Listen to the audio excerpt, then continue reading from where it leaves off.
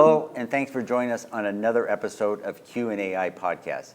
Today I'm joined by Jennifer Saha, CEO of Golden Bridge Strategies. And today we're going to be talking about the adoption of AI in government, in particular the state of California, and what regulations could look like at both the state and county levels. You know, Jennifer, before we get started, maybe give the audience a little bit about your background. I know you've been on both the government side and the industry side of the fence. Sure thing. Thanks for having me today. I served a decade in California state government. I was an appointee for both the Schwarzenegger administrations as well as Governor Brown's administration. And I worked a lot on the administrative side of doing business with the government. So first at our Department of Finance, and then at the state's Department of General Services, which is procurement oversight, writing all of the manuals and rules and regulations related to selling to the state. After that, I decided to jump into the private sector, started my company, and I'm helping businesses do business with state governments. So helping them figure out all of the necessary hurdles, rules, regulations, and work on developing their ability to be great partners to our governments. Well, thank you, Jennifer. You know, I know we need all the help we can get on this side of the fence. But anyway, I think maybe you've been spending most of your career on technology on both government and sell it. And today we're here to talk a little bit about AI. So maybe we can start with, you know, your definition. It's kind of a broad topic. You know, from your perspective, the definition of AI? Sure. You're right. It's incredibly broad. And what's funny about it is when working with AI in government, it's sort of all over the map. We just want to know what the government's definition is going to be, right? And even now, it depends on who you're asking, at which department and which agency. I also think there's a lot of confusion in government and frankly in the industry as a whole about AI versus, which has been around for decades. We've all been using AI. Versus generative AI and the new model of AI. And to me, that's what everyone should really be focused on in government, although I am seeing a lot of spillover when people talk about just AI in general. Yeah, that's a good thing. You know, so you've been through the 80s, 90s, 2000s. You know, you've watched the adoption of cellular, internet, and other technologies in the government. Any difference between AI technology and the other technologies we've had to adopt? My sort of running joke is that technology adoption in government is about 5 to 10 years behind technology adoption by the rest of the world. So if you're using something today in your personal life, you can probably bet that government's going to pick up on it in maybe 5 or so years. I think with generative AI in particular, that adoption curve is really being pressed, because it is such a new and revolutionary technology that government wants it now. And very rarely, if government wants something now, are they able to actually implement it now. It just takes a while, and there's plenty of reasons for that. But I think we're really going to see widespread use of generative AI in the next 3 to 5 years in governments. Yeah. Now, the other interesting thing, you know, I've seen the World Economic Forum basically say that, you know, AI is going to create like 95 million jobs, or eliminate 95 million, but replace 83 million more jobs. At the California state level, same thing? You think AI is going to create more jobs than it replaces? You know, I don't think it's going to replace any jobs. I think, unfortunately for the private sector, it's going to replace a lot of contracts. So we're even seeing this happen today. So if a call center at the state, they already have a vendor on standby for surge, and maybe that vendor's contract doesn't get renewed or renewed at the same level as it did before, because now they're able to use some generative AI. We have incredibly strong job protections at the state of California, very union heavy, and there will be no jobs eliminated. But what it's going to mean is these people's jobs are fundamentally going to change. They're going to be able to spend their time providing more value, and perhaps overseeing the outcomes of generative AI as opposed to trying to generate that work themselves. Yeah. Any words of wisdom for the audience on adoption? I mean, I know in our space, you know, we work on this marvelous cloud AI ops stuff, and it's almost like, hey, we're building things that do cognitive reading skills, almost like learning this trust thing. You know, do you think the state of California is going through the same exercise of trying to figure out how to learn to trust their AI assistants? Oh, sure. At the foundation of everything government does is transparency and equity and fairness. So exactly the way that they administer services to all of their citizens is the same way they're going to roll out generative AI. And they want assurances from the private sector, from the vendors that are selling them these solutions, that what they're doing is going to cause no harm. It's really difficult to say, right? It is a little bit of the Wild West right now when it comes to using some of these different models. But the state government, at least, is ahead of the curve. They're asking for risk models, for ratios of risk to reward on how it's going to help their government employees and ultimately the citizens, to be able to make sure that what we're putting in place isn't too risky.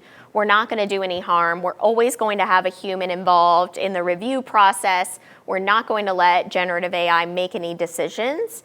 We're just going to use it to be making recommendations to our policy leaders on how we should use these different policies to serve our citizens. Well, this is a great lead into the next discussion around regulations, because we see what's going on in Europe, right? Europe just came out with their AI Act, which is a very centralized thing for all of Europe. In the U.S., it looks like we're much more distributed. We don't see our Congress coming out with an AI Act. It looks like the federal, state, counties are all working on different regulations and compliances. Right. Maybe your perspective on where we're headed here. Totally. I mean, for a company selling in this industry, Juniper would know better than anyone. It's kind of a nightmare. It really is, because it depends on whatever jurisdiction you're in are the rules that you have to follow, and you're held accountable for those rules and breaking any of them. So I think that states across the nation right now are putting together sort of a patchwork of AI regulations, rules, legislation is exploding across the United States as to how we're going to sort of rein this in and keep tabs on the beneficial impacts of AI as opposed to the harms. And it does make for an incredibly difficult industry to navigate, because at this point it is really a patchwork. There's pressure on the federal government and on Congress to put something in place that would be national. Technologies don't stop at the borders of a state, but California sort of prides itself on being ahead of the pack. And this technology, we're no different, really. We're putting in place a regulatory structure, a legislative structure, and a policy structure to implement generative AI, sort of not caring about what else is happening across the United States. Yeah. So I think before the show we were talking about our first driverless Waymo Uber adventures. Mine was in Arizona. Mine was up the street. Yep. California. Besides figuring out how they did that technology A to B, what regulations actually apply to these new driverless Ubers? Right. Well, and I mean, Waymo, they stop, right? They stop at the edge of San Francisco. You can't take this over to Oakland. This is where we're approved to do business. But internet technologies, virtual technologies, SaaS, anything in a cloud, doesn't have those types of barriers. So you really are in a place where you're looking at your specific clients. In this case, maybe it's a state department or agency, and what rules they are requiring you to follow for that. It just means that your regulatory teams, your legal teams are going to be working overtime to make sure that everyone is in compliance. But so the Waymo, is that actually down to a city level? We're down to each city is developing its own ordinances and own regulations for that? I mean, yeah. When I was in San Francisco, there are different rules on San Francisco Waymos than there are on Phoenix Waymos or New Mexico Waymos. Even that it's tough to get, even at a statewide level, because every jurisdiction is special. We're unique because we're San Francisco or we're Phoenix, and we can't just have one blanket regulation for everything. I'm not sure it's the best way to go, and it's incredibly difficult to navigate. Okay. Now maybe for California in particular, for the audience, any heads-up regulations you see coming down the path that we should be aware of, that California is always kind of known as the leader in technology and setting the trend? Yep. We're certainly setting a trend here.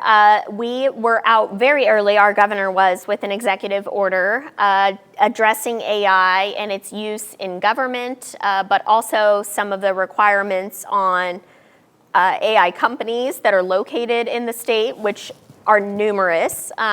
So my focus, the focus of my clients, and the focus of a company like Juniper, for instance, at this point is on selling to the government. And government loves a good form. There are forms that are filled out with every time you bid on any bid to the state of California. And that asks you what LLMs you're using. If you're using generative AI at all, what risk assessments you've done on those LLMs and those uses, so that that can all be taken into account when they're awarding contracts and working on different use cases with you. Now, if you're bidding on something at the city, San Francisco might have their own set of rules and hurdles that you're going to have to jump through to be able to do business there. So it is a bit of a patchwork right now. I'm hopeful that we'll get to the place where there is some type of national consensus on how we're going to regulate and use AI in government practices, citizen government delivery, but we're not quite there yet. Okay. Maybe for the audience, anyone's trying to do business here in California around Gen AI, any words or guidance on where they should go to look? Is there a one-stop shop where I can kind of figure out what are all the hurdles I need to jump to do this? So the state of California has a generative AI site hosted by our Department of Technology that is sort of the place where you're going to go to find anything from training on how to use AI to those forms that you've got to fill out if you want to sell to government, to risk assessments they've done. There's even a number of proof of concepts underway where we are looking at using generative AI in a number of use cases, everything from call centers to some really cool stuff around even traffic and reducing traffic, using generative AI to redirect roadway traffic and stay on top of it. So some great use cases that are underway, doing them all in a very cautious and safe way with sandboxes and using dummy data while we can't use citizen data. But I'm super optimistic that this is going to just have a huge impact, not just on citizens, but on government workers and how they do their jobs. Yeah. Now for myself, I've been building products for the last 30, 40 years, and we've been jumping the underwriter laboratory hurdle to make sure that what we ship is safe. And in Europe, I go jump a CE mark hurdle. Do you think that the existing frameworks are going to solve this AI problem, or do you think we need to create a whole new testing framework? Yeah, I'm never for recreating a wheel, and I do think there are a number of government regulatory structures in place already that can just be applied to the AI tools that we're building. For instance, FedRAMP is out there already and addresses IT security.